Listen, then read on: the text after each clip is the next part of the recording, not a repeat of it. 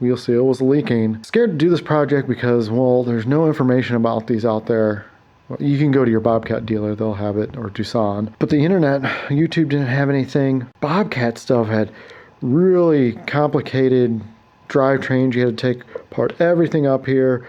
And these hubs, you know, there's no bolt here. How do they pop out? Well, inside the driver's area, you can see this side's together, has the safety equipment.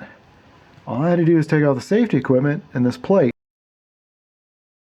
But this big sprocket, there was just a nut there and a cotter pin. And I was afraid that if I took this off, this is going to drop too much. No, it just dropped to the bottom. There's going to be enough space to where when I push that axle shaft back in, I can raise this up a little bit by my fingers and wiggle around, popping in. Right behind this, and sorry if I can't get that, this would be the harder bearing. The inner bearing would be the hard one to replace because you're going to have to get this stuff out of the way. You can see in there's the inner bearing. There's a sprocket back there. I have wiggle room to wiggle the shaft in there, move that around. Wheel seal was shot because of the infamous baling twine. That's a ball of it.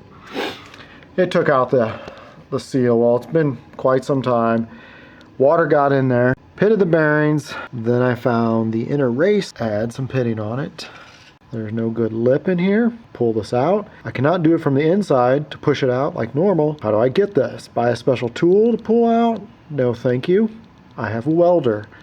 All you got to do is run a good bead, preferably all the way around. And that weld cools, pop it right in, and it should take no effort. Pop it right out. I will put some grease on here. Put some grease in the tube and preferably something not flammable like that bag. Keep weld splatter off. Weld her up, pop her out.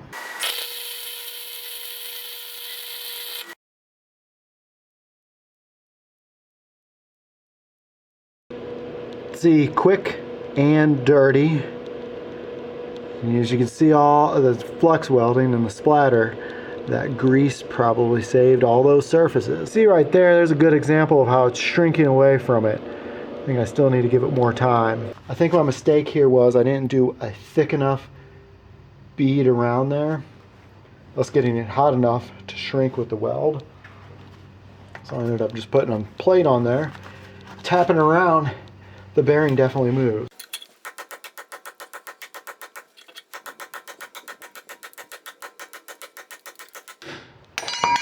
Yeah, I definitely could have used more welding there, or more weld. That's why she didn't shrink enough. And this is what comes out of it. See, this is the sealing surface. Probably need to clean it up a little bit more. The outer bearing, that was easy. Just wedged it out, popped it up, came off. Inner bearing rides on this. Sprockets here. Just like any tapered bearing, you when I get this back inside, by the way, this is a huge nut. You tighten this down till it's tight, and then you actually back it off a quarter of a turn, or maybe one of these castles. The initial tightening is to set the bearing, and then you want some of that load off of there. And even with the bearing in the shape that it was in, there was no play in this. It was nice and tight, but not too much load on here. So I got the race in, use the old race. Well, first I used that plate to get it in, started. Use the old race, drive it in the rest of the way. Seal in with lots of grease because you want this. There's two lips, the outer lip and the inner lip. You want grease in there. This is a very important step that I missed.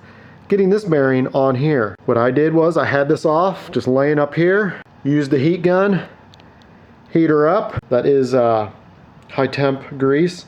As soon as that grease started smoking, that sucker was warm enough. It almost dropped all the way on, just a little brass punch taps, and I mean taps, and she sucked right on. All right, got the axle back in. I got a second person to basically angle this shaft down and in so I could slip sprocket on, and they were kind of turning it so the splines would fit.